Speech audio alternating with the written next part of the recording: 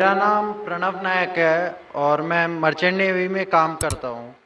میرا سوال یہ ہے کہ اکارڈنگ ٹو قرآن یہ کہا جاتا ہے کہ جب قیامت کا دن آئے گا تو اس وقت اللہ جب سب کو پھر سے اٹھائیں گے تو کہا جائے گا کہ اپنی قبروں سے اٹھو۔ تو ہم ہندوؤں کا کیا ہوگا، کیونکہ ہماری تو کوئی قبر نہیں ہوتی۔ بھائی صاحب کا سوال ہے کہ وہ کہتے ہیں کہ قیامت کے دن جب اللہ تعالیٰ واپس سے ہمیں دوسری زندگی دیں گے تو کہیں گے اپنے قبروں سے اٹھو۔ ہندو بھائی صاحب پوچھے کہ ہندو لوگ تو قبر میں دفنائے نہیں جاتے، ہندو بچے دفنائے جاتے نا۔ ہندو بچے ہندو مذہب میں چھوٹا بچہ ہے، اس کو جلایا نہیں جاتا، اس کو دفنایا جاتا ہے۔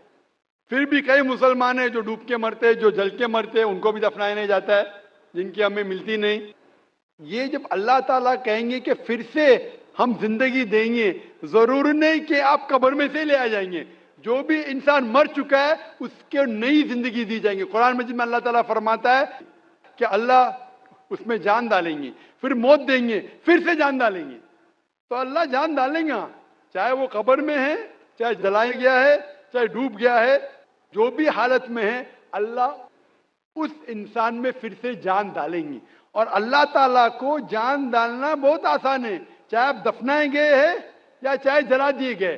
اللہ تعالیٰ فرماتے جب غیر مسلم کے اعتراض کرتے اللہ سے اور اللہ سے پوچھتے ہیں کہ جب آپ دفنائے جائیں گے اور قیامت کے روز جب انسان اٹھائے جائیں گے تو اللہ تعالیٰ ان کو ہڈیاں کو کیسے جوڑیں گا؟ جیسے آپ پوچھ رہے نا، اللہ تعالیٰ جو قبر میں ان کو اٹھائیں گا، ہم قبر تو نہیں گئے، تو لوگ پوچھتے ہیں، قرآن مجید میں کا ذکر ہے سورہ قیام میں، سورہ نمبر 75 آیت نمبر 3-4 میں، کہ اللہ تعالیٰ ہڈیاں کو کیسے جوڑیں گا؟ تو اللہ تعالیٰ فرماتے ہیں اللہ ہڈیاں کو ہی نہیں جوڑ سکتا ہے، آپ کی انگلیوں کے پور پور کو جوڑ سکتا ہے۔ انگلیوں کے پور پور، آپ سوچتے ہیں اللہ تعالیٰ کیوں کہتا ہے کیا انگلیوں کے پور پور کو جوڑ سکتا ہے؟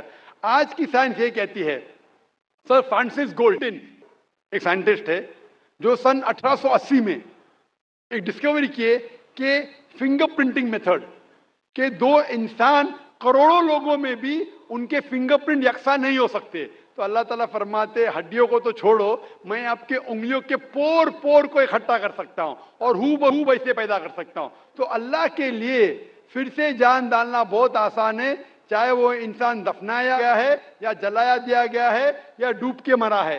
اللہ کو پھر سے جان ڈالنے میں، چاہے وہ مسلمان مرا یا ہندو مرا یا عیسائی مرا، اللہ کو جان ڈالنے میں بہت آسان ہے، کن فیکن، اور پھر سے ہمیں نئی زندگی دی جائیں گی اور پھر حساب کتاب کیا جائے گا۔ اور حساب کتاب میں اگر آپ اللہ کے احکامات پہ عمل کیے تو انشاءاللہ آپ جنت میں جائیں گے، اس دنیا کے امتحان میں سفلتا پائیں گے۔ لیکن اگر ان کے احکامات پہ آپ نے نہیں چلے، ان کے مطابق نئی زندگی بسر کرے، تو آپ اس زندگی میں سفلتا نہیں پائیں گے۔